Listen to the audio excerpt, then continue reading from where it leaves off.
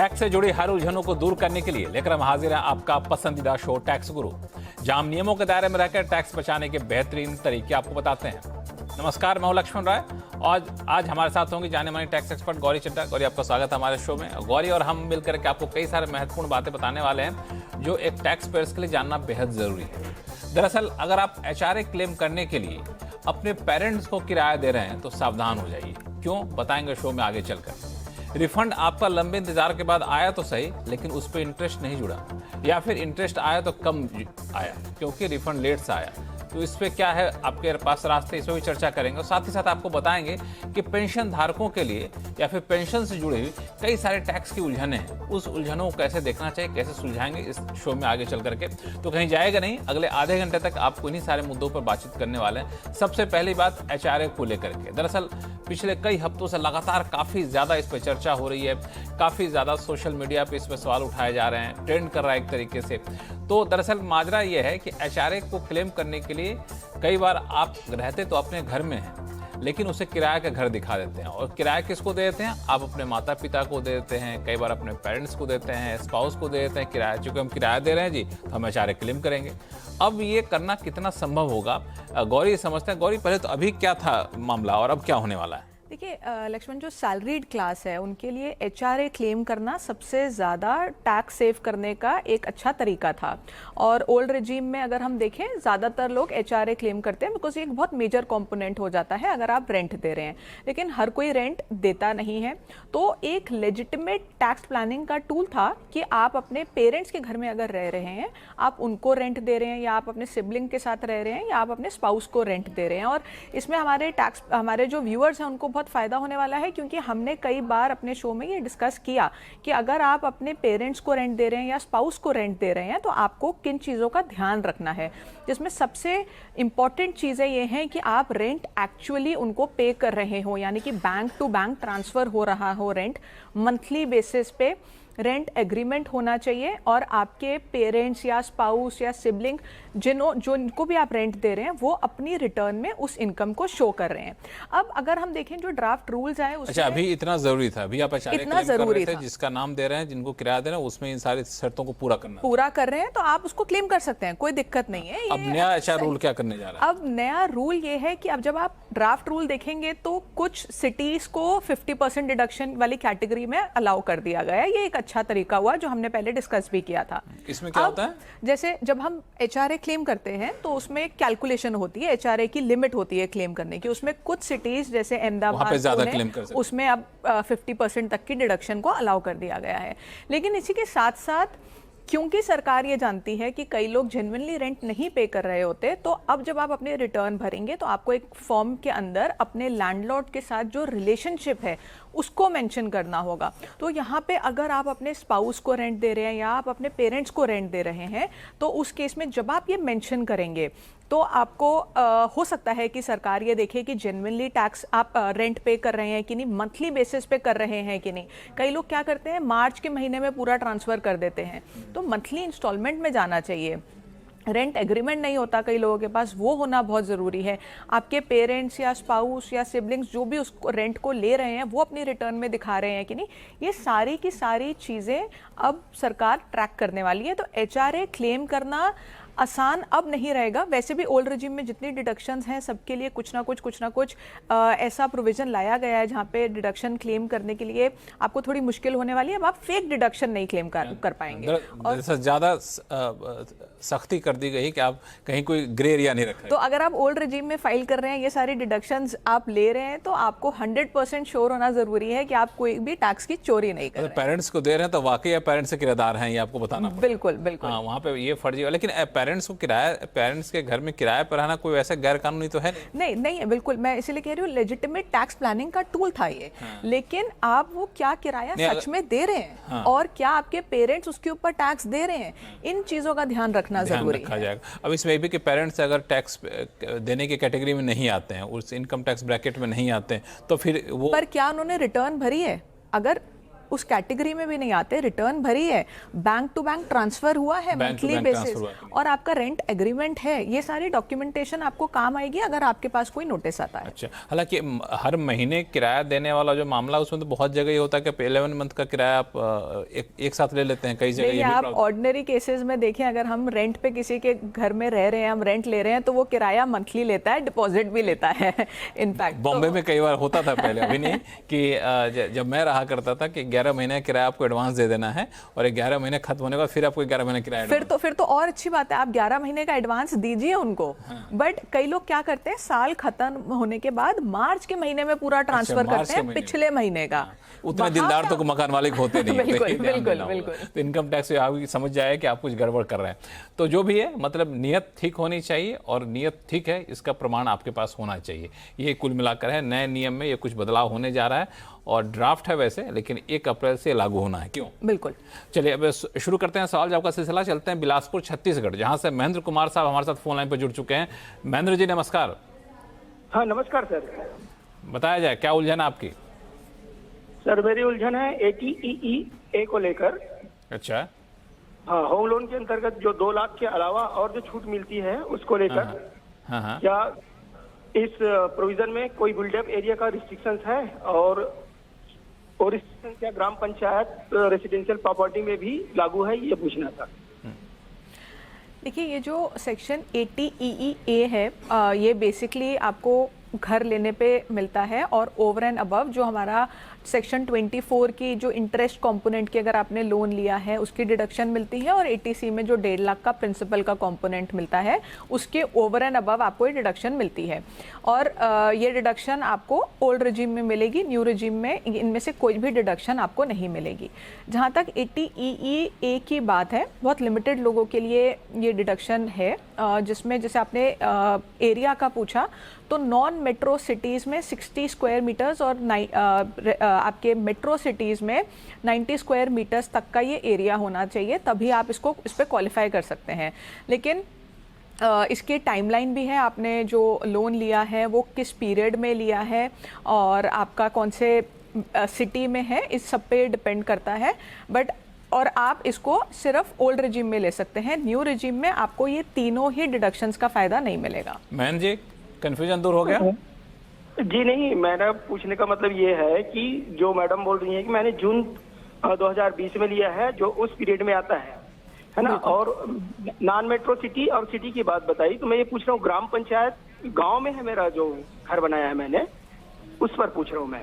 तो उसके अंदर 60 स्क्वायर मीटर का आपका एरिया अगर विद इन 60 स्क्वायर मीटर है तो आप क्वालिफाई करते हैं। अगर 60 स्क्वायर मीटर से ऊपर जाएगा तो आप क्वालिफाई नहीं करेंगे, बिकॉज आपका मेट्रो सिटी में नहीं आता है। तो 60 स्क्वायर मीटर है या उससे ऊपर है? उससे ऊपर है सर। उससे ऊपर हो तो फिर शायद उसमें क्वालिफाई नहीं कर पाए। चलिए, तो ये नियम है, अब नियम का तो कुछ हम कर नहीं सकते हैं, लेकिन जो नियम है वो आपको बता दिया गया है। चलिए अब चलते हैं पटना, जहां से महेश्वर प्रसाद साहब हमारे साथ फोन लाइन पर जुड़ चुके हैं। महेश्वर प्रसाद साहब नमस्कार। नमस्कार जी, बताया जाए। सर, और पूरे टीम को, टैक्स गुरु के पूरे टीम को बहुत बहुत बधाई। बहुत अच्छा प्रोग्राम आप लोग करते हैं मैडम, और जो भी टीम है आपका बहुत बढ़िया है। बहुत बहुत धन्यवाद हौसला बढ़ाने के लिए। सर मेरा क्वेश्चन था कि एक्चुअली पेंशन 95 हम लोग को था, तो उसमें हम लोग करीब 24 लाख रुपया जमा किए थे तो इसी फाइनेंशियल ईयर में, और उसका एरियर हमको 20.5 लाख एरियर मिला है, तो उसको इनकम टैक्स में कैसे उसको करेंगे? अच्छा, एरियर मिला है, कैसे उसको दिखाएं? तो अब इसमें 2 कंपोनेंट होंगे। एक आपको सैलरी जो आपकी पेंशन है वो भी मिली होगी और एरियर्स मिले हैं। जो आपको पेंशन मिलती है उसको हम सैलरी की तरह ट्रीट करते हैं। तो जिस तरह आप सैलरी की टैक्सेबिलिटी होती है जिसमें आपको स्टैंडर्ड डिडक्शन मिलती है, वो क्लेम करके आप अपनी सैलरी इनकम दिखा सकते हैं, जो कि आपकी पेंशन आ रही है मंथली बेसिस पे। और इस साल में क्योंकि आपको एरियर्स भी मिले हैं, तो एरियर्स क्योंकि पुराने कई सालों के एक साथ आते हैं, और इसकी वजह से जब आप इस साल में टैक्स भरेंगे तो आपकी टैक्स लायबिलिटी काफ़ी ज़्यादा हो जाती है। इसलिए टैक्स पेयर्स के ये प्रॉब्लम को देखते हुए सरकार ने एक सेक्शन 89 का रिलीफ इंट्रोड्यूस किया हुआ है, जिसमें आपको पुराने सालों के अगर एरियर्स मिलते हैं तो एक कैलकुलेशन के बेसिस पे आपको रिलीफ मिल जाता है। वो कैलकुलेशन आप लीजिएगा जहाँ से आपको पेंशन आ रही है, आप उनसे वो कैलकुलेशन लीजिएगा, क्योंकि आप जब खुद करने बैठेंगे कैलकुलेशन, एक तो ये थोड़ी कॉम्प्लिकेटेड कैलकुलेशन होती है, दूसरा मिसमैच होने का चांस हो सकता है कि आप जो कैलकुलेशन करें अपने रिलीफ की और जो आपको एक्चुअली रिलीफ मिलना है उसमें डिफरेंस ना आ जाए। तो आप वो कैलकुलेशन ज़रूर लीजिएगा, और जितनी आपको टैक्स की छूट मिलती है सेक्शन 89 में, उसको आप अपनी इनकम टैक्स रिटर्न में क्लेम कर सकते हैं। इसी के साथ साथ जब आप रिटर्न भरेंगे तो सेक्शन 89 का रिलीफ क्लेम करने के लिए एक और फॉर्म आपको फाइल करना होता है, जिसमें ये जो मैंने आपको कैलकुलेशन बताई उसकी डिटेल्स भी जाती हैं। उस फॉर्म को आप भरिएगा, उसके बाद आप अपनी इनकम टैक्स रिटर्न भरिएगा, तो आपको ये रिलीफ का जो फायदा है वो मिल जाएगा। चलिए, कोई दिक्कत तो नहीं? एरियर में एडजस्ट नहीं होगा मैडम? एरियर में एडजस्ट नहीं होगा? एरियर से एरियर, मतलब एरियर हम दिए और एरियर लिए, उसमें एडजस्टमेंट का कोई प्रावधान नहीं है? नहीं, उससे कोई लिंक नहीं है, दोनों अलग अलग चीज़ें होंगी। आपको जो एरियर अब मिले हैं उसकी टैक्सेबिलिटी जैसे मैंने बताई, और जो आपने एरियर दिए उससे तो कोई लिंक नहीं, वो तो आपका टैक्स पेड मनी है, ये तो आपका अलग, ये आपका टैक्स पेड मनी को आप पे कर रहे हैं, इसका ट्रीटमेंट अलग होगा, इसमें टैक्स में आपको कोई छूट नहीं मिलेगी। टैक्स में कोई यहाँ पे छूट नहीं मिलेगी, तो ये बिल्कुल अलग अलग सिस्टम के तहत कैलकुलेट किया जाएगा। तो उम्मीद करता हूँ कि आपकी उलझन यहाँ पे दूर हो गई होगी। चलते हैं, एक RS कटियार साहब का ईमेल आया, बड़ा इंटरेस्टिंग सा है। दरअसल इनको एक डिमांड मिल गया है, वो सेक्शन 143(1) के तहत अब ये टैक्स का डिमांड मिला है, जिसमें सेक्शन 234A-B-C के तहत ब्याज लगाया गया है, जबकि इनका कहना है कि हमारे ऊपर कोई टैक्स की देनदारी थी नहीं, तो फिर डिमांड किस बात का, ब्याज किस बात का? तो कह भी रहे हैं कि जब ये ऑनलाइन ITR फाइल किए थे तो सिस्टम द्वारा जो भी ब्याज लगाया गया था उसको इन्होंने पूरा जमा कर दिया था, और नो टैक्स लायबिलिटी वाला इनके पास एक्नॉलेजमेंट आ भी गया था। हालांकि बाद में बता भी रहे हैं कि फॉरेन एसेट वाले में इन्होंने रिपोर्टिंग के रिवाइज किया था, तो कोई टैक्स की देनदारी बनी नहीं थी। अब इसको क्या किया जाए? देखिए, एक तो ये 143(1) की एक इंटीमेशन होगी, आपके पास इंटीमेशन आई होगी, जब आप उसको खोलेंगे तो उसमें एक टेबल दी गई होगी, और ये काफ़ी अच्छे से डिपार्टमेंट टेबल बना के देता है, जहाँ पे कंपैरिजन होता है कि आपने क्या फाइल किया और डिपार्टमेंट ने क्या कंसिडर किया। उसमें आप देखिए फ़र्क आ क्यों रहा है और कहाँ आ रहा है। जैसे आपने कहा इंटरेस्ट का फ़र्क आ रहा है, और आपका कोई इंटरेस्ट बनता नहीं था, जो बनता था वो रिटर्न फाइलिंग के टाइम पे कर चुके थे। आपने जब अपनी रिटर्न रिवाइज की, खाली आपने फॉरेन एसेट शेड्यूल की रिपोर्टिंग के लिए किया, जिसके लिए आपकी कोई टैक्स लायबिलिटी नहीं बनी। पहले तो आप ये चेक करिए कि वो रिपोर्टिंग ठीक हुई है, उससे डेफिनेटली कोई टैक्स लायबिलिटी अराइज नहीं होनी चाहिए, तभी आप ये क्लेम कर पाएंगे कि आपका कोई इंटरेस्ट नहीं बनता। अब इसमें हो क्या सकता है कि जब आपकी रिटर्न प्रोसेस हुई तो क्योंकि ये ऑटोमेटिक प्रोसेस होता है, सिस्टम करता है, और आपकी जो पुरानी आपने ओरिजिनल रिटर्न फाइल की थी वो प्रोसेस हो गई, और उसकी वजह से डिपार्टमेंट ने ये इंटरेस्ट कैलकुलेट कर लिया। अब आप अगर चाहते हैं कि आप उसको क्लेम करें कि आपका कोई इंटरेस्ट नहीं बनता, आप एक रेक्टिफिकेशन फाइल कर सकते हैं। रेक्टिफिकेशन रिवाइज रिटर्न से अलग होती है, रिवाइज आप नहीं कर सकते हैं, रेक्टिफिकेशन आप फाइल कर सकते हैं सेक्शन 154 में। और जब आप ऑनलाइन जाएंगे उसमें आपको ऑप्शन दिखाएगा कि रेक्टिफिकेशन किसके पास फाइल होगी। मोस्ट लाइकली CPC के पास ये फाइल होगी, क्योंकि CPC से ही 143(1) की इंटीमेशन आपके पास आई होगी। जब आप इसको रेक्टिफिकेशन में डाल देंगे, मोस्ट लाइकली आपकी जो डिमांड आई है ये हट जाएगी। इसी के साथ साथ आप एक ग्रीवियंस भी डाल सकते हैं to be on the safer side कि आपका ये जो इंटरेस्ट है ये बनता नहीं है, और शायद रिटर्न पुरानी वाली प्रोसेस हो गई, उसके बेसिस पे ये इंटरेस्ट लगा दिया गया। ये जो रेक्टिफिकेशन है, कोई डेडलाइन कब तक फाइल कर? रेक्टिफिकेशन 4 साल तक फाइल कर सकते हैं। 4 साल तक तो बहुत समय है। हाँ, उसमें अलग अलग रूल्स होते हैं। आप समझिए कि आप अपने एंड से उसको 4 साल तक फाइल कर सकते हैं, आपको कोई दिक्कत नहीं आएगी। हालांकि अभी फाइल कर दें, वेट करने की जरूरत नहीं है। चलिए कटियार साहब, उम्मीद करता हूं कि आपका सवालों का जवाब मिल गया होगा। रेक्टिफिकेशन फाइल करिए, अगर फिर भी दिक्कत बनी रहती है तो आप टैक्स गुरु संपर्क करिएगा, tax@moneycontrol.com पे सवाल भेजिएगा, हम लोग दोबारा से इस इशू को सुलझाने की कोशिश करेंगे। और फिलहाल वक्त छोटे से ब्रेक के बाद बताएंगे, अगर आपका लंबे समय से अटका रिफंड आ गया है, लेकिन लेट की वजह से जो इंटरेस्ट मिलता है वो सरकार ने नहीं दिया है, या फिर दिया भी है तो बहुत कम दिया है, तो कैसे वापस से इंटरेस्ट मांगा जाए या फिर कैसे समझा जाए इस पूरी गुत्थी को, तो बताएंगे छोटे से ब्रेक के बाद। कहीं जाइएगा नहीं।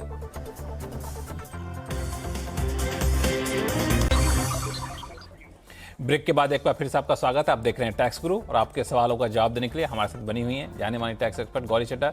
गौरी, पिछले कई हफ्तों में हम लोग कई एपिसोड में चर्चा कर रहे थे कि लोग रिफंड नहीं आ रहा है लोगों के पास, और रिफंड नहीं आने की वजह से लोग परेशान हो गए। तो रिफंड आने शुरू हुए कि नहीं फिर से जो अटके थे? लक्ष्मण, पिछले महीने ज़्यादातर लोगों के रिफंड जो अटके हुए थे वो अब सरकार ने क्लियर कर दी हैं।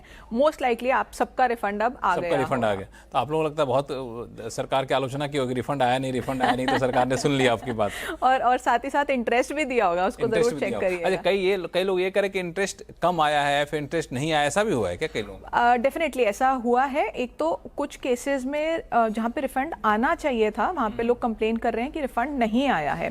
तो रिफंड लेकिन आता कुछ केसेस में है। तो सबसे पहले आपको ये चेक करना है कि आप उसके लिए एलिजिबल थे या नहीं थे।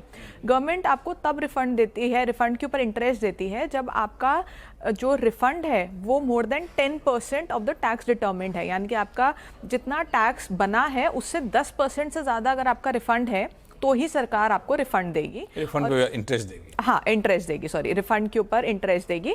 और ये आपका 0.5% ऑन मंथली बेसिस या पार्ट ऑफ द मंथ पे आपको मिलता है।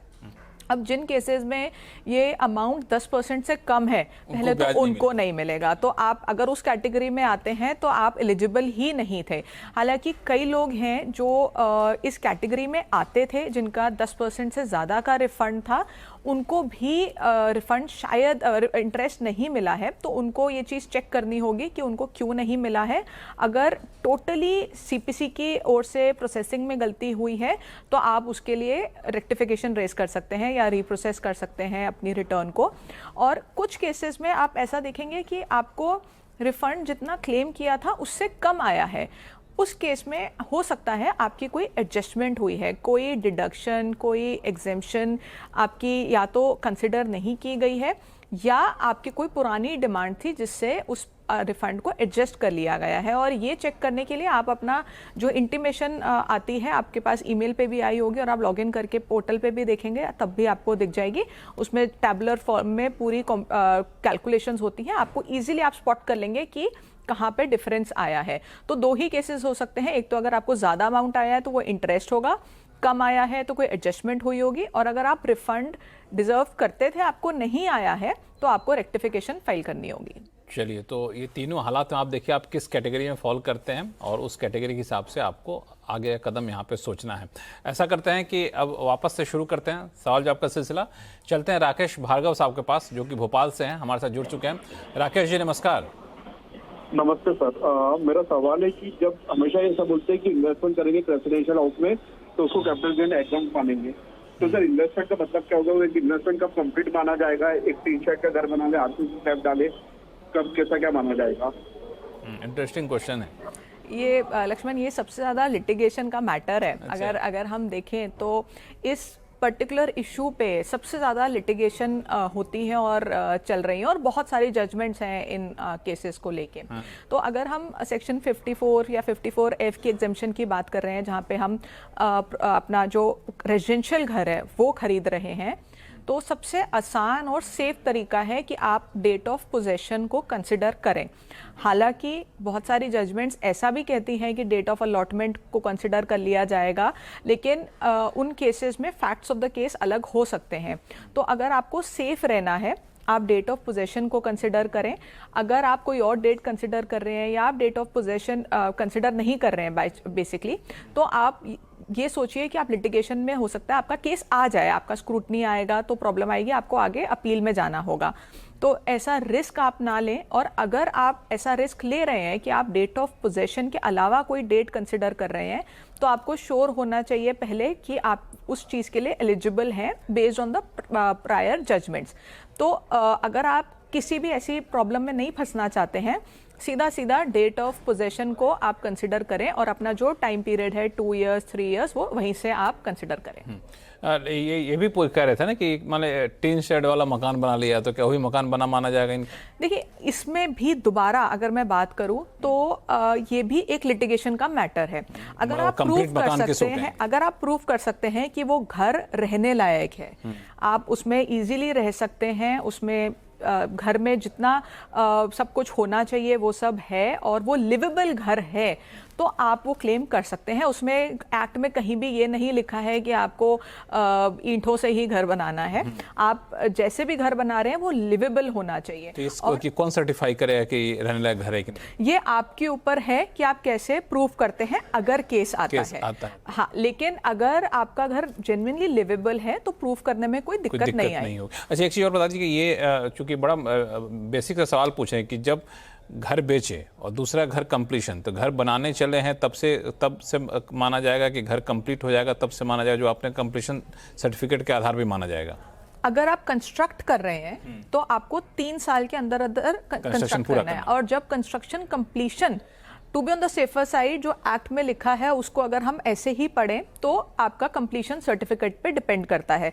लेकिन जैसे मैंने कहा कि थोड़ा बहुत आगे पीछे कुछ केसेस में जजमेंट्स हैं, लेकिन वो रिस्क लेने वाली बात होगी। तो कुल मिला के 3 साल के भीतर घर आपका बन जाना चाहिए। बिल्कुल बिल्कुल। राकेश जी, सारे सवालों का जवाब मिल गए? सारे सवालों का जवाब मिल गए?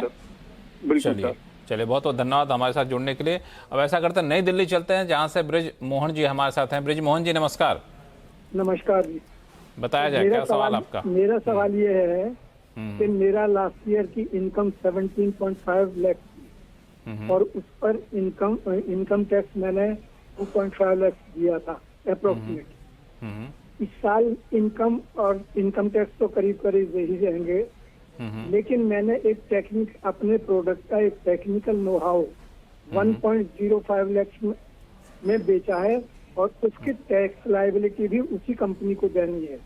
मैं ये जानना चाहता हूँ कि उसकी टैक्स लायबिलिटी कितनी बनेगी 1.05 लाख की। आपकी इस साल की इनकम कितनी है इसके अलावा, 1.05 के अलावा? 17.5 लाख थी लास्ट ईयर, करीब इतनी रहेगी। और वो आपकी सैलरी इनकम है या वो भी कोई प्रोफेशनल इनकम आ रही है?